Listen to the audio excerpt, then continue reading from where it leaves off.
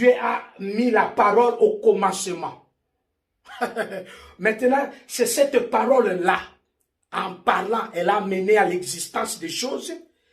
Et ces choses-là ont attesté que Dieu existe. Donc, c'était la parole qui a révélé Dieu. Et aujourd'hui, bien aimé, si tu veux voir Dieu, va dans la parole, plonge dans la parole. C'est pourquoi il a dit au général Josué, il dit, pour réussir, mon général, lis ces livres de la loi, médite-le jour et nuit. C'est alors que tu auras du succès. C'est alors que tu réussiras dans tes combats, dans tes batailles. Bien-aimé dans le Seigneur, je vais connaître Dieu. Je lis la parole. Quelqu'un a dit Amen. Parce que c'est la parole qui nous révèle Dieu. Elle est porteuse de l'Esprit de Dieu et de la vie de Dieu. La parole de Dieu est un ADN du Seigneur. Bien-aimé, la parole de Dieu, c'est comme le sang d'un homme. Donc, quand vous touchez au sang de quelqu'un, vous touchez à sa marque. C'est la parole. C'est pourquoi la Bible dit, Dieu ne renie pas sa parole. Il ne se dédouane pas de la parole. Les gens qui savaient prier, ils prient par la parole. Lorsqu'il dit, ainsi dit l'Éternel, souviens-toi de ta parole. N'est-ce pas toi qui as dit, Dieu ne tarde pas.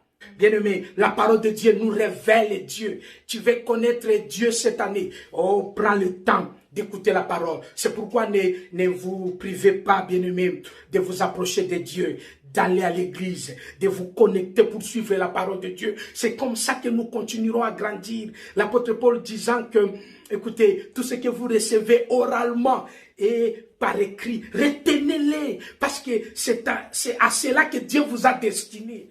Gloire au Seigneur. Gloire au Seigneur.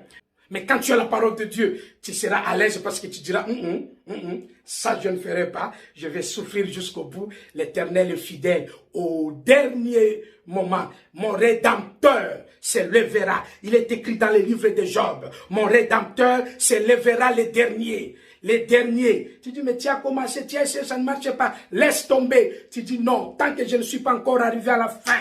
Ecclésiaste dit, tant que je ne suis pas encore mort.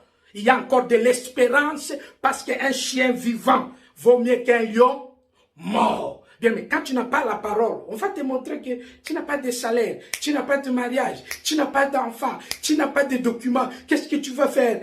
Cède, laisse, abandonne. Non. Tant que je vis, il y a de l'espérance.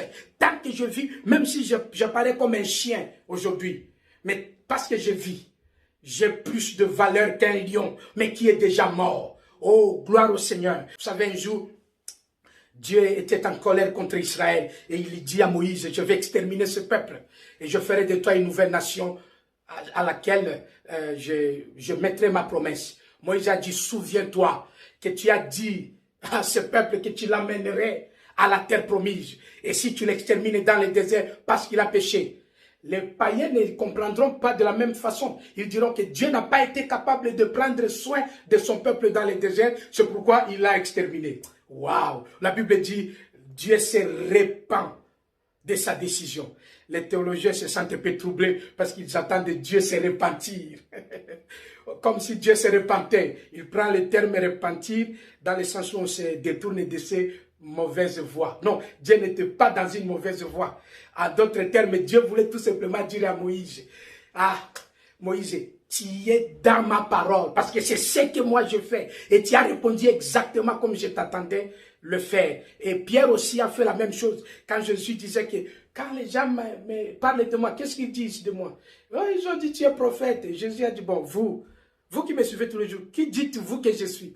Et l'apôtre Pierre dit, tu es le Christ et le Fils du Dieu vivant. Et Jésus le regarde, dit, Pierre, ne te réjouis pas parce que ce que tu viens de dire là ne vient pas de toi. Non, non, non, non. C'est mon Père qui te l'a révélé.